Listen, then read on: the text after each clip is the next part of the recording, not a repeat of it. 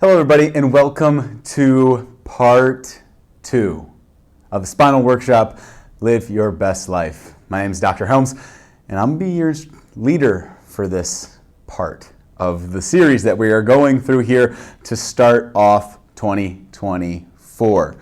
So Dr. Weaver set off a lot of good habits in terms of different routines to start getting into in part 1. If you have not checked out part 1, please head back and check that, as all of these 4 parts throughout this series are all going to work together and build up to hopefully set off a wonderful 2024 where we can instill those habits that do make big, major impacts towards your health and the rest of your life going forward.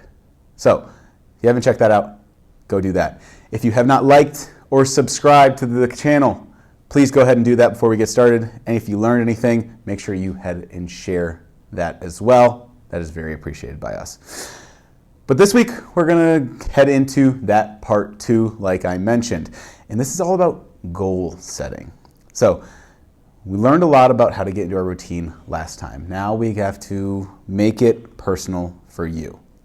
So, one of the more popular methods of goal setting that have been typically taking over the last few years, at least, have been SMART goals. Now, I'm not talking about intelligence when I talk about SMART goals. SMART is actually an acronym, and we're going to break that down here in just a moment. But shifting your way to give yourself the most success or the best chance for success. This is one of the ways that has been proven over and over to be one of those ways to give us the best opportunity for success. So, SMART, each letter has its own part of the acronym. So SMART, we want our goal to be very specific. We need to make things very clear, understandable across the board. Need to make sure we have a very specific target going forward. And I'll give an example here once we get to the end. Measurable. We need to be able to track our goals and our progress towards our end goal. Just going out and shooting from the hip, it's going to be more difficult to obtain that when you're not being able to have a specific measuring stick. If someone just says, hey, I want to lose weight, I don't know how much, I don't know what time frame, I don't know any of that. We'll get to that again here in the middle. I have an example for everybody. Attainable. Again, like I said earlier, we need our goal to be attainable. So that's the A here in our SMART acronym. We need it to be relevant. R, relevant. We need to make it personal. We need to make it something that is very specific to us. If someone else's dream is to run a marathon, but that's not my dream, I'm not going to follow that for what they want to do. Everybody has their own goal. So I need to make it personal. I need to make it something that really pertains to me. And the T of our acronym is I need to give it a specific time. I need to track my progress with this. I need to be able to set a milestone checkpoint marker to understand how I'm doing with that goal. If something needs to change, which I'll get to that here in a minute, or am I meeting that goal? Is it too easy? Is it too hard? Is it right about where it needs to be? Can I do something different to change that goal? I like short-term goals within a long-term goal. So if our goal is yearly health, let's break it down by month and put it into 12 pieces. So, an example of this. We're at the beginning of the year. Typically, the most common New Year's resolution, losing weight. It's just one of the things that, especially in our society, is more at the forefront in terms of a resolution. So, a SMART goal, something clear and specific, is our starting point. I want to exercise 4 days a week to lose weight. Measurable. My goal is to lose 5 pounds. Attainable. I need to lose just over 1 pound a week.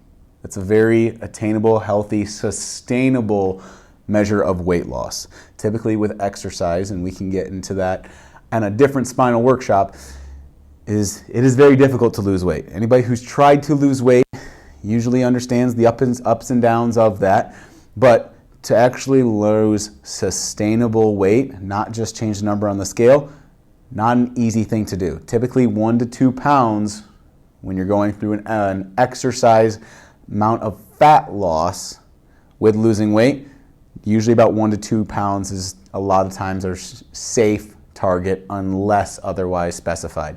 But again, just as a general rule, let's just stick with 1 pound for now. Relevant. It's going to be relevant to me because typically if someone's losing weight, they are over their desired weight. So that is something that pertains to me. That is why I'm choosing this as my goal to lose weight. And what I want to do is I want to lose that 5 pounds, which is my measurable goal, in a month. So I'm giving myself 1 month to lose 5 pounds by exercising 4 out of 7 days a week. So I have all of the pieces within my goals, and I can also be accountable to myself to understand how am I doing? How am I tracking myself within this goal? Am I going to make that in a month? Am I not? Do I know the calculations of what it takes to lose 5 pounds of fat over that month? Again, there's a lot more that goes into this, and we can do that in a different spinal workshop. But for right now, I just want to give an example of how these SMART goals work. So, biggest thing in terms of generalized goal setting success.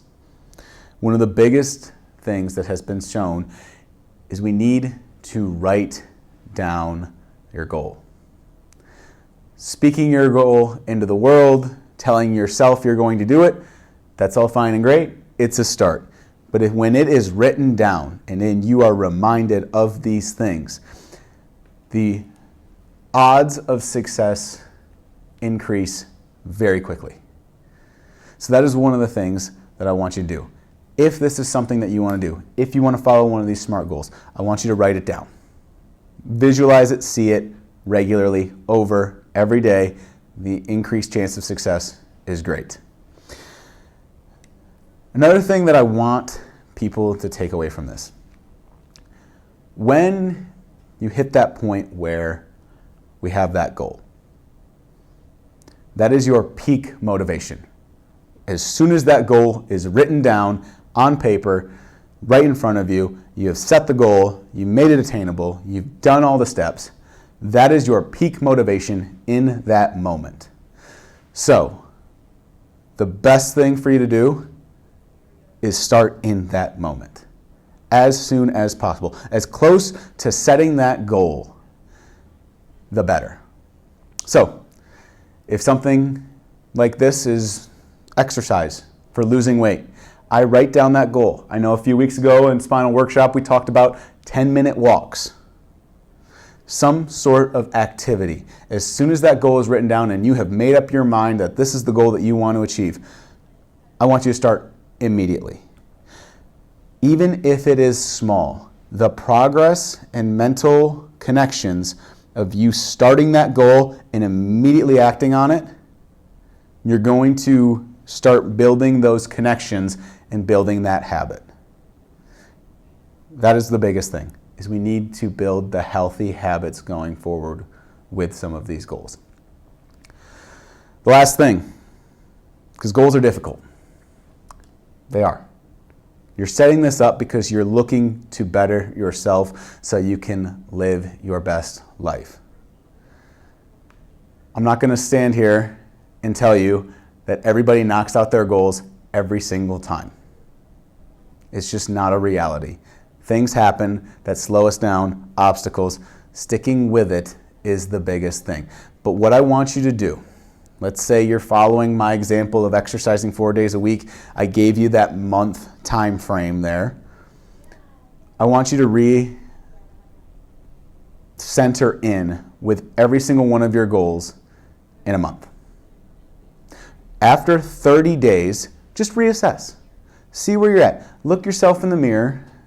Understand Can I make things 2 pounds a week in my example that I used? Is 1 pound too much and I need to drop it down to half a pound? How am I going to reevaluate and change these goals just slightly, just adjust them to make things more set up for my success? Not everyone's going to be perfect. There are times we overreach, there's times we sell ourselves short. Eventually we find that window where it is our pushing ourselves and our optimal success. But I want to just always check in, reevaluate yourself. If the first of the month you sit down, understand, did I accomplish my goal? Did I fall short of my goal? How do I change this? Every 30 days, reassess. Because like anything, progress matters more than perfection. I'm not expecting perfection with any of these goals. I think that's a little bit much of me. But as long as we are slowly working towards improvement, we know we are doing the right thing.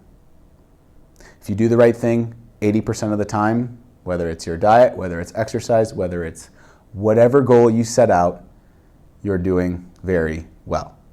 Stick with it. Great things. So when it comes to your health, that is something that I know we hold near and dear to our heart here at Apex Spine Performance. With that, we want to help you support your goals. We want you to achieve your goals. We want your health to improve so you can fully live your best life. One of those things that we do here in office, besides encouragement and walking alongside you with some of these goals, is keeping your spine healthy. Spine is very important.